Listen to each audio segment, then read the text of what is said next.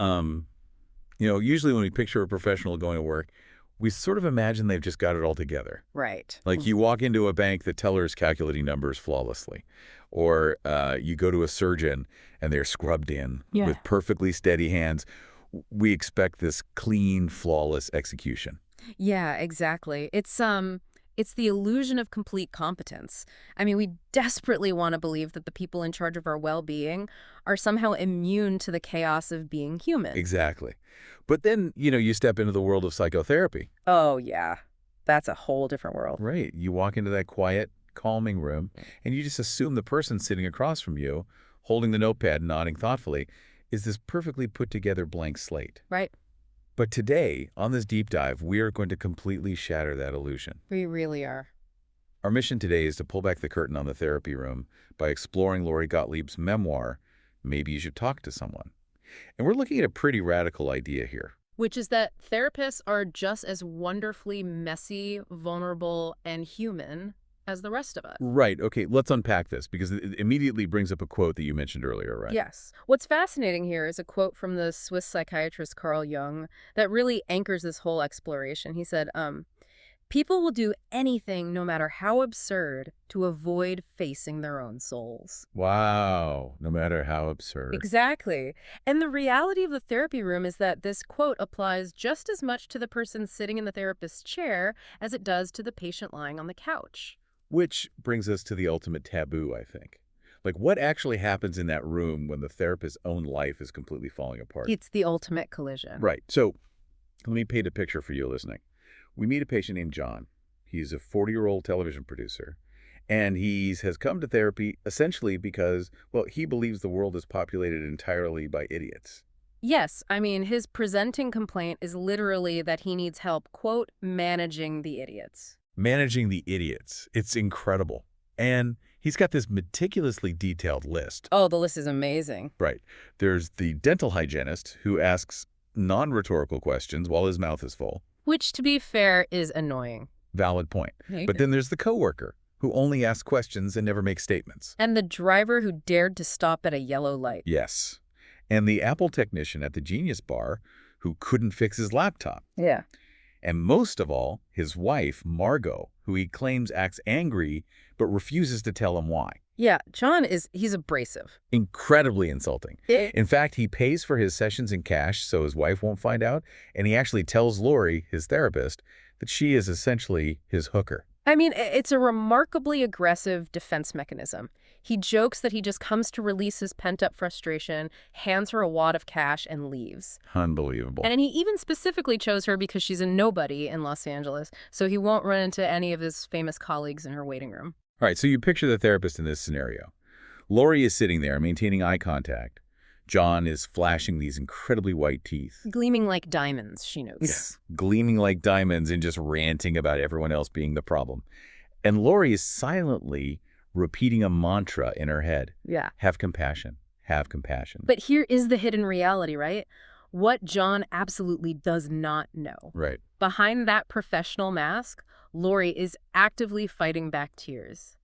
She is trying so hard to stifle a massive yawn that it physically twists her face and escapes as a loud, completely unprofessional burp. She sounds drunk. It's like being the Wizard of Oz, right? Yeah. Desperately pulling the levers of this grand, omniscient machine while secretly weeping behind the curtain. That is the perfect analogy. It is the ultimate breakdown of the clinical facade, but it's also a perfect example of a foundational psychological concept called parallel process. Okay, parallel process. Because I feel like a lot of people assume the therapist is just a mirror wholly of a reflection for the patient. Right, that's the classical view. But in a parallel process, the patient is simultaneously holding up a mirror to the therapist. The dynamic between them mirrors the conflicts happening outside the room. Okay, so how does that work with John and Lori? Let's look at the mechanics. John is bathing in his self-righteous outrage. He is aggressively blaming the outside world for his frustrations. Which is a great way to avoid looking at yourself. Exactly. It's a highly effective way to deny whatever role he plays in his own unhappiness. He's using anger as a shield. Now, as Lori sits there absorbing this, she has a sudden, uncomfortable realization. She recognizes the feeling. Because she's doing the exact same thing. Yes, she is reeling from a devastating breakup that happened just the night before. She is completely consumed by her own pain, and what is she doing in that chair? She's judging John. She's judging him. She's annoyed by him. She is using her irritation with this difficult patient to cover up her own agony. They are both using anger and blame to avoid looking at their own agonizing pain. They are literally mirrors reflecting mirrors. Wow. So how does realizing that actually help her treat him? Does it just make her feel worse? No, and this is where the parallel process becomes a powerful clinical tool rather than just a liability.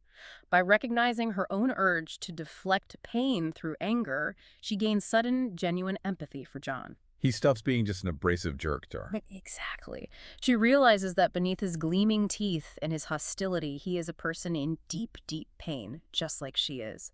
It shifts her entire clinical approach from managing irritation to genuine therapeutic curiosity. That makes so much sense. She can only see his pain when she acknowledges her own. And we really need to talk about that pain because her breakup is the catalyst for this entire journey. Oh, the boyfriend incident. Yes. The night before the John session, she calls it the boyfriend incident. And the way she describes this guy, boyfriend sounds absolutely perfect. He really does. He goes to Costco and buys 20 jugs of maple syrup just to make her homemade waffles. He packs 19 away in the high cabinets and leaves one on the counter. He drives to the drugstore at 2 a.m. for antibiotics. Yes. And he sends her Amazon packages of books, and they literally lie in bed reading them aloud to each other. He is incredibly attentive. He remembers more about her day than she does. It's a picture of deep, almost cinematic domestic bliss. Until it isn't. Right. It's 10 o'clock on a weeknight. They just pre-ordered movie tickets for the weekend. And suddenly, boyfriend goes completely, strangely silent. It's that specific kind of silence that vibrates on a frequency only a partner can hear. Oof, yes. So Lori asks if something is up, and boyfriend just drops a bomb. He says, I've decided that I can't live with a kid under my roof for the next 10 years. It's jarring for her and for the reader. I mean, Lori has an 8-year-old son. Boyfriend's own children are teenagers about to leave for college. Right. And he reveals that he just wants his freedom. He doesn't want to wake up on a Saturday morning and have an 8-year-old say, look at my Lego. He just wants to sit quietly and read the newspaper. Okay, wait. I have to step in here on behalf of anyone listening to this who has ever been completely blindsided like this, because this is infuriating. It really is. He dated her for 2 years. He knew she had a 6-year-old when they met. You can't just order a life partner a la carte like a burger without the fries. No, you can't. I'll take the brilliant, loving woman, but hold the 8-year-old, please. Why do we do this? How does a person build a life with someone for 2 years while secretly harboring this absolute deal breaker? I completely understand the frustration, and the burger without fries analogy is spot on because you really can't order a life off a secret menu. Right. But from a psychological standpoint, what boyfriend was doing wasn't necessarily a malicious lie. It was a classic defense mechanism called compartmentalization. Okay, compartmentalization. Which means what? Practically? Yeah. He just didn't think about it. More than that, compartmentalization acts like a cognitive firewall. He managed to structurally isolate his doubts about living with a young child from his genuine, deep love for Lori. So he just put them in different boxes? Exactly. He put those two realities into separate mental boxes. Wow. By doing that, he avoided the intense cognitive dissonance that would come from acknowledging that he loved a woman whose life was fundamentally incompatible with the future he wanted. Wow. It allowed him to enjoy the relationship in the present tense without dealing with the inevitable collision of those two truths. But the firewall always breaks down eventually, right? The collision has to happen. It always does. Reality demands integration. Eventually, you can't keep the boxes separate, and when they merge, it's destructive. Yeah. This brings up a really blunt therapeutic rule Lori sometimes uses with patients who construct these impossible, idealized scenarios in their heads. Like what kind of scenarios? Like patients who say things like, if the job wasn't across the bridge, it would be perfect. Or, if she didn't have a kid, I'd marry her. Her rule is, if the queen had balls, she'd be the king. Oh, wow. That is incredibly direct. It is, but it's designed to shock people out of rigid conditional thinking. If you go through life demanding that your exact specifications be met, picking and choosing what reality you will accept, You fail to realize that the perfect is the enemy of the good. You end up depriving yourself of actual joy because you're waiting for a version of reality that simply doesn't exist. Precisely. Now, for Lori, this devastating breakup becomes what we call her presenting problem. Like John's problem of managing the idiots. Exactly. In therapy, the presenting problem is the initial crisis, the inflection point that finally forces a person to seek help. It's usually the symptom, not the underlying disease. Right. But this sudden, shocking loss of her future is what will eventually force Lori to cross the room, out of the therapist's chair and into the patient's chair. Okay, here's where it gets really interesting. To really appreciate how Lori is equipped to handle this, both for herself and for patients like John, we actually have to look at how she learned to spot these psychological firewalls in the first place. Right, because she didn't start out in psychology. No. She started out in Hollywood. That's right. In her 20s, Lori wasn't diagnosing clinical defense mechanisms. She was analyzing scripts. She was fascinated not just by what happens in a story, but how a story is constructed and told. Yeah, she landed a job at a major talent agency as an assistant to a young, fancy suit-wearing film agent named Brad. The quintessential Hollywood assistant life. Which honestly sounds absolutely brutal. Like on her trial day, she overhears Brad talking to his mentor. Brad says human resources needs an answer tonight, and he genuinely asks his mentor, should I pick the smart one or the hot one? To which the mentor replies, without hesitation, always pick the smart one. Which is just terribly insulting on multiple levels, especially because Lori's supposedly smart actions that day consisted of hanging up on people, sending back bad coffee, tripping over a lamp cord. And the script copies. Yes, accidentally making 10 copies of a massive script and hiding the extra 9 under a couch in the break room in an absolute panic. But in the Hollywood hierarchy, being the smart one meant she was assigned all the heavy intellectual lifting. While the hot ones were out getting attention, Lori was taking home a dozen scripts every weekend. Right. Writing single-spaced coverage notes. Exactly, and learning the architecture of how complicated, flawed characters are built. And she gets so good at it that she gets promoted to story editor. She's working with huge names. She's having John Lithgow over to her crappy apartment with popcorn ceilings to discuss scripts over bagels. On paper, she thinks she has made it. But then she hits a wall. The glacial pace of movie making, the endless schmoozing. She finds herself at a fancy Hollywood lunch one day, surrounded by industry people, and 4 words just start looping in her head.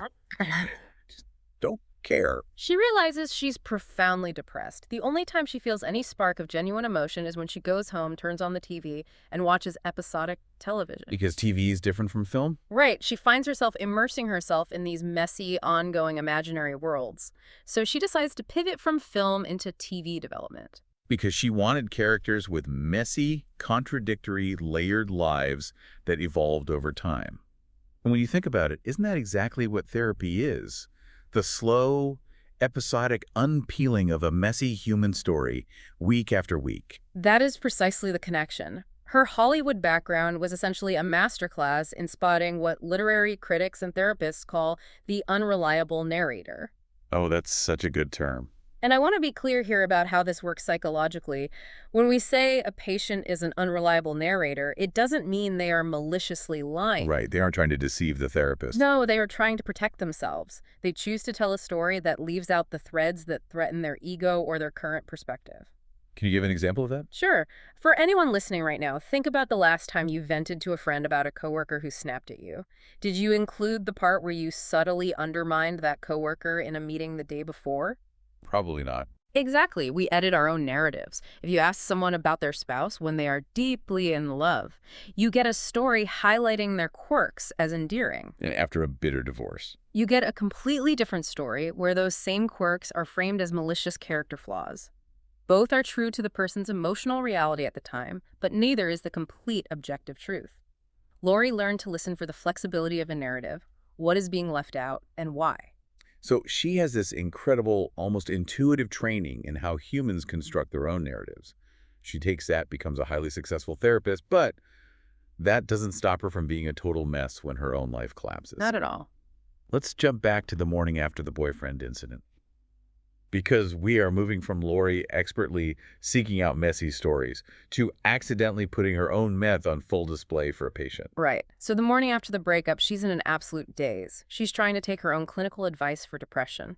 Just take it one step at a time. Put one foot in front of the other. Right. It's the advice she gives patients who are so depressed that just walking 5 feet to the bathroom feels like an impossible marathon. Just focus on the first step. Exactly. So she manages to get her kid to school. She gets to the office. She sits in her therapist chair, and her first patient walks in. This is Julie. Julie is 33. She's a university professor. And her story is one of the most deeply affecting in the entire deep dive. It really is. Julie was on her honeymoon in Tahiti. She's having sex on the beach with her new husband, and she notices a tender spot on her breast. She thought she might be pregnant. Right. They had just decided to start trying. They even picked a theme song for the baby walking on sunshine. But it wasn't a baby. It was breast cancer. It's devastating. She went through brutal treatments. She suffered a miscarriage, but she survived. They even celebrated being tumor-free in a hot air balloon.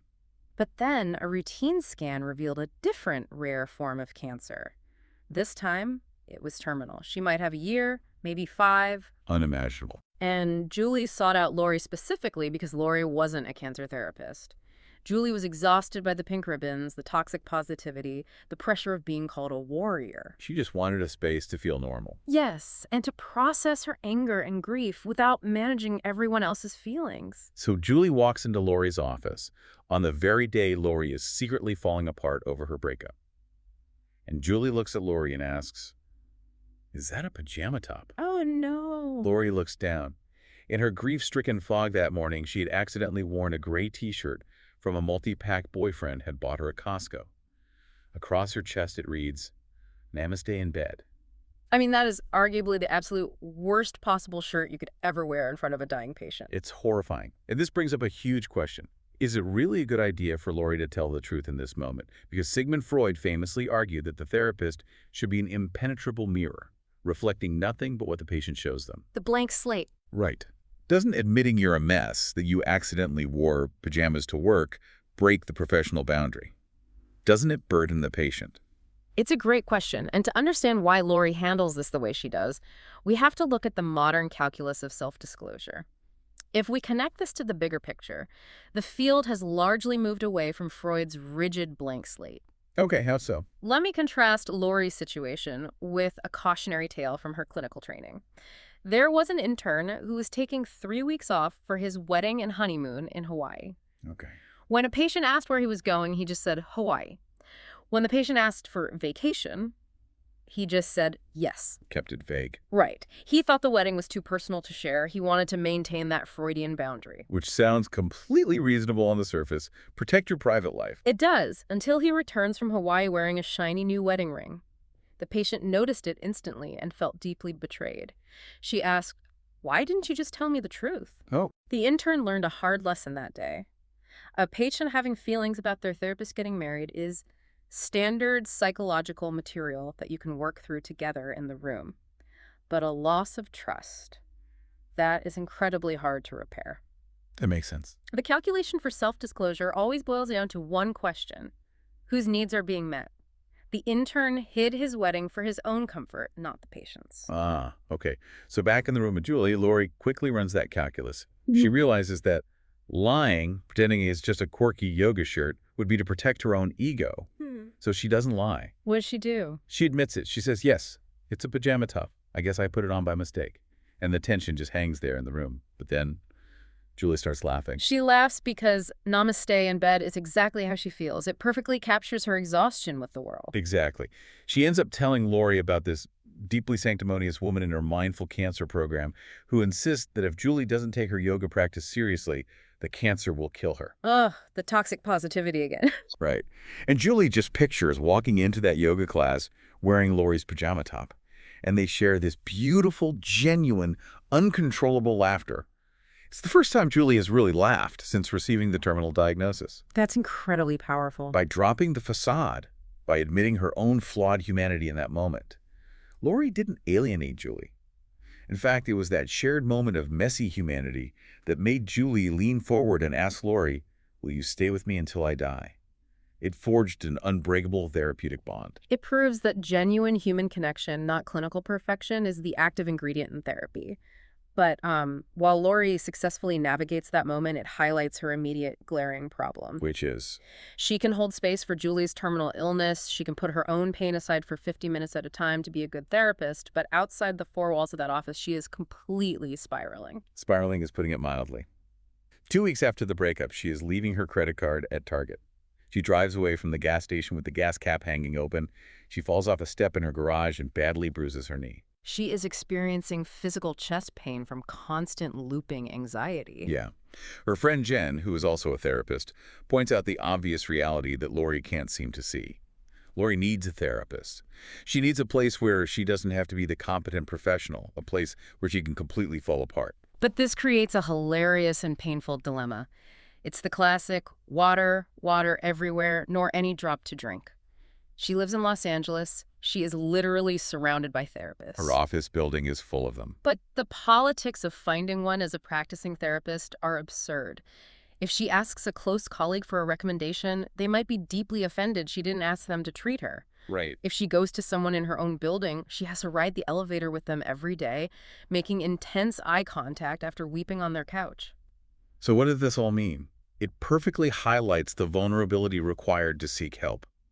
To heal, this highly trained, expert guide has to strip away all her credentials, her jargon, and her professional armor and become a vulnerable patient. She has to search through obscure directories to find a mysterious objective therapist named Wendell, sit on his couch, and start from the very beginning. Start the unpeeling. Exactly.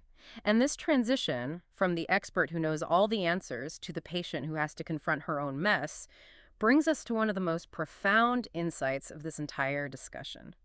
Taking responsibility for our own predicaments is arguably the hardest part of the human experience. It really is. In the book, Lori quotes the philosopher Jean-Paul Sartre, who famously wrote, "Hell is other people." And on some level, it's true. The world is full of difficult people. Just ask John and his endless list of idiots. Right. But what sitting on Wendell's couch eventually forces Lori to realize is that sometimes, more often than we care to admit, we are the difficult people in our own lives. Sometimes hell is us. Precisely. We are often the unwitting architects of our own misery. Through our firewalls, our compartmentalization, and our unreliable narratives, we trap ourselves. We get in our own way. And therapy, at its core, is the slow, painful process of learning how to step out of our own way.